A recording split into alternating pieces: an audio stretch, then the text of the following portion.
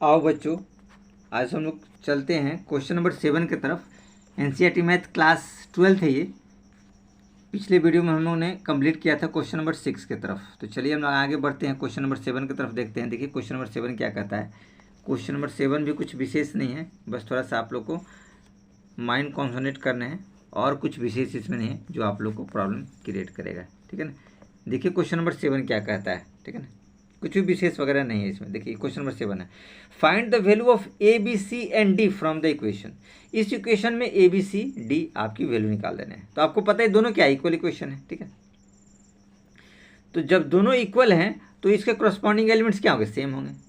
और जब corresponding element same है तो इक्वेशन टाइप में इसको सॉल्व कीजिए और ऑटोमेटिक आपका सॉल्व हो जाएगा। ये आप लोग 10th क्लास में इक्वेशन सॉल्व कर चुके हैं, कुछ विशेष वगैरह नहीं। आगे बढ़ते हैं। देखिए हमारे पास इक्वेशन यही दे रखा था।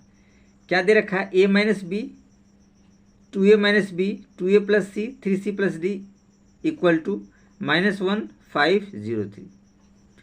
तो एज वी नो, हम लोग जानते हैं, क्या जानते हैं, bye equality of to matrices. जब दो मैट्रिक्स इक्वल होता है तो उसके करस्पॉन्डिंग पार्ट को इक्वेटिंग करते हैं, इक्वल करते हैं, इक्वेटिंग द करस्पॉन्डिंग एलिमेंट्स। तो देखिए उसके करस्पॉन्डिंग एलिमेंट्स क्या होंगे, a माइनस बी 1 के बराबर होगा।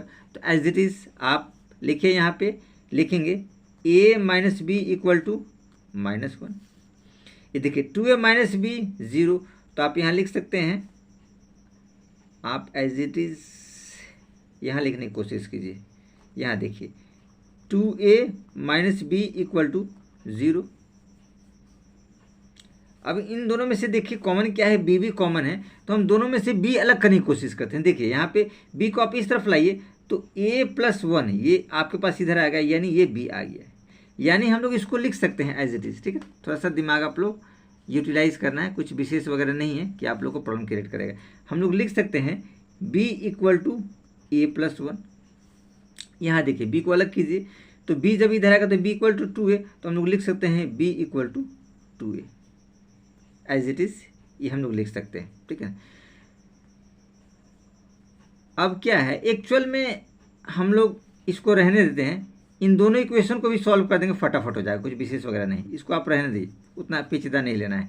इसको आप इक्वेशन 1 लीजिए और इसको इक्वेशन आप 2 लीजिए एज इट इज। ठीक है, यहाँ देखिए दोनों बी पार्ट सेम है, तो आप किसी एक को सब्स्टिट्यूट कर दिए, रिजल्ट अपने आप आ जाएगा। ठीक है ना, किसी एक को। तो हम लोग यहाँ पे कर देते हैं, देखिए लिखेंगे सब्स्टिट्यूट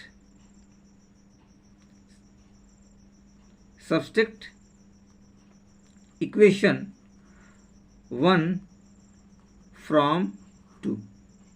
तो हमारे पास क्या आ जाएगा, 2a minus b equal to 0, 2a minus b 0 है, और ये हो जाएगा a minus b equal to -1।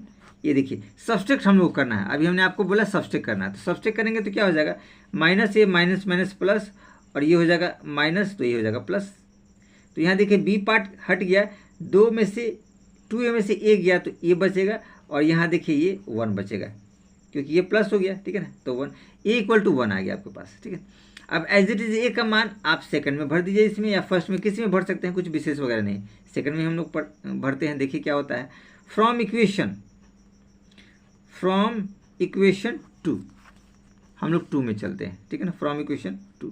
देखिए 2 क्या है, 2a minus b equal to 0। a का वैल्यू 1 है, यानी कि 2 into 1 minus b equal to 0, यानी 2 बराबर b, यानी b बराबर 2 आ गया आपके पास। रिजल्ट क्या है, b बराबर 2।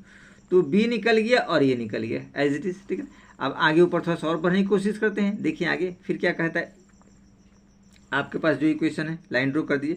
देखिए 2a plus c equal to 5 दिया है, तो यहाँ लिखिए 2a plus c equal to 5। Equating करेंगे, a का वैल्यू 1 दिया हुआ है, ये देखिए 2 into 1 plus c equal to 5। तो हमारे पास क्या आ जाएगा, 2 प्लस सी इक्वल टू 5, यानी कि c equal to 5 minus 2 equal to 3। c की वैल्यू निकल गई, कुछ विशेष इसमें नहीं था जो आप लोग को प्रॉब्लम क्रिएट करे। इस वाले पार्ट को आइए, 3c प्लस 4d आप लिख सकते हैं, 3c plus d equal to आप क्या करेंगे, 13 के बराबर है, इक्वेटिंग करेंगे। ठीक है, c आपके पास 3 निकला हुआ है, देखिए 3 इंटू 3, क्योंकि 3c है, 3 और c 3, plus d equal to आपके पास 13, यानी कि 9 प्लस d इक्वल टू आपके पास 13, यानी कि d equal to 13 minus 9 equal to 4। तो देखिए कितनी आसानी से हम लोग ने इसके मान को बहुत आसानी से हम लोग सॉर्ट आउट किए।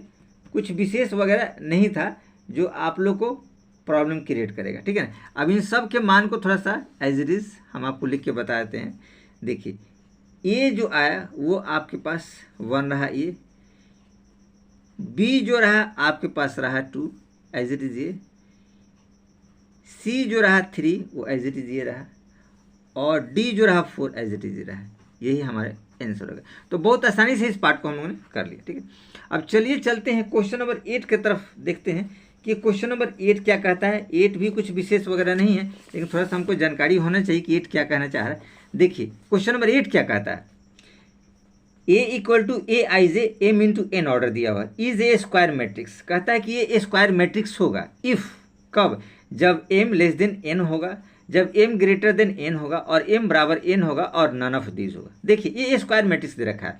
तो ये स्क्वायर मैट्रिक्स का मतलब होता है कि m बराबर n होता है, यानी रोज, नंबर ऑफ रोज और कॉलम बराबर होते हैं। यानी कि आप अगर इसको समझने की कोशिश करें, ठीक है, तो जैसे देखिए अगर हम एक मैट्रिक्स आपको दे, देखिए 2 3 4 5 एक मैट्रिक्स हमने दिया, इसको स्क्वायर मैट्रिक्स कहेंगे क्योंकि इसका जो ऑर्डर है 2 इंटू 2, यानी m 2 है और n 2, यानी कि m बराबर n होगा। तो जब m बराबर n होगा तभी वो स्क्वायर मैट्रिक्स कहलाएगा, ध्यान रखिएगा। तो ये क्या होगा, m बराबर n होगा। अब इसको हम लोग एज इट इज चाहें तो इस रूप में लिख सकते हैं, कुछ विशेष वगैरह नहीं है कि आपको प्रॉब्लम क्रिएट होगा, ठीक है ना। बस थोड़ा सा अपना दिमाग कॉन्सेंट्रेट रखना है, ठीक है ना, और कुछ विशेष वगैरह इसमें नहीं है। देखिए हमने लिखा है a i j m into n is a square matrix if number of rows are equal to the number of column, that is m equal to n. तो एम इजक्वल टू एन होगा तो option क्या आ रहा है, सी आ रहा है। यानी इसमें आप लोग लिख सकते हैं कि इसका आंसर जो होगा, आंसर सी होगा, एम इजक्वल टू एन। यही आपका करेक्ट है, ठीक है ना। तो कुछ विशेष इसमें नहीं रहा जो आप लोग के लिए प्रॉब्लम क्रिएट करे, बस थोड़ा सा